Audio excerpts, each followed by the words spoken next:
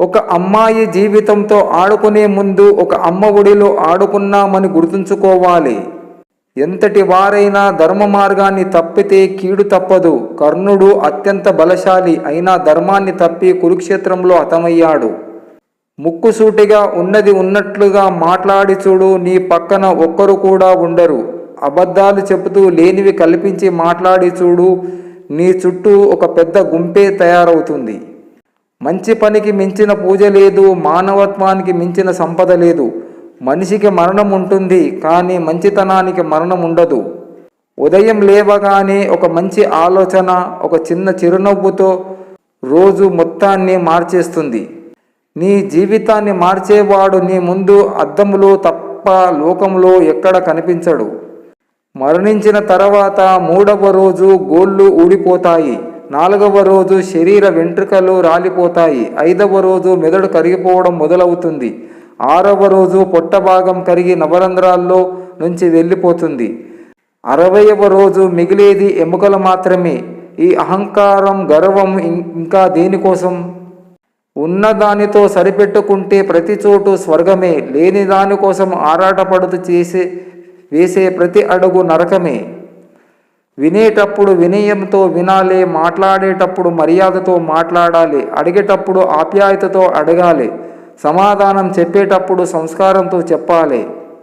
ఈ రోజుల్లో మనిషి సృష్టించిన మనీకి ఉన్న విలువ దేవుడు సృష్టించిన మనిషికి లేదు. నా జీవితంలో నాకు పరిచయమైన వాళ్ళంతా వాళ్ళ అవసరాల కోసమే నాకు దగ్గరయ్యారు. మనుషులు 2 రకాలు. మొదటివాడు సైలెంట్గా ఉంటూ కొంపలు ముంచే రకం, రెండోవాడు కొంపలు ముంచి సైలెంట్గా ఉండే రకం. నీతి కోసం బ్రతుకు, నిజాయితీ నిన్ను బ్రతికిస్తుంది. సత్యం కోసం బ్రతుకు, ధర్మం నిన్ను రక్షిస్తుంది.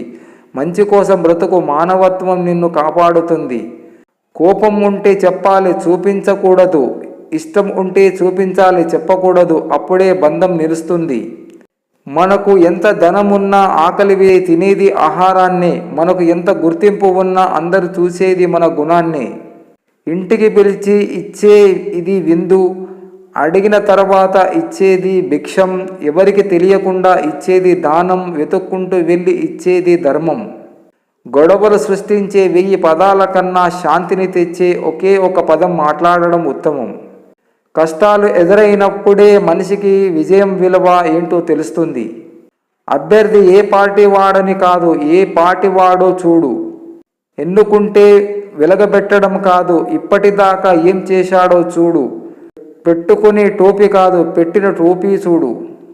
కల్మషం లేకుండా బ్రతకడానికి ఇది మన తాతల నాటి యుగం కాదు, నకిలీ మనుషులు తిరుగుతున్న కలియుగం.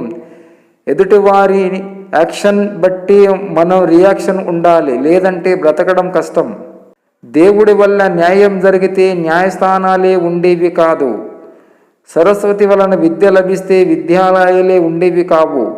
మొక్కతో ఆరోగ్యం వస్తే ఆసుపత్రులే ఉండేవి కావు. భజనలతో కీర్తనలైతే కార్యాలయాలే ఉండేవి కావు. గుడి మతం యొక్క దళారుల దుకాణం.